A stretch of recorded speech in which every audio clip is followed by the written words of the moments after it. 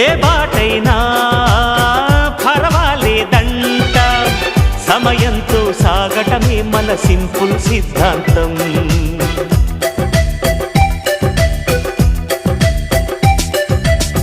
చిరుగాలికి పరిమళమిచ్చే సిరిమల్లెల వనమై ఉందాం, గగనాన్ని నేలను కలిపే హరివిల్లుల వంతెన అవుదాం.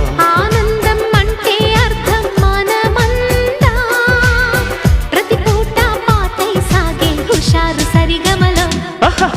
ఎన్నో ఎన్నో రాగాలుండే సంగీతం కాదా, చల్లకి నవ్వుల కేరింత.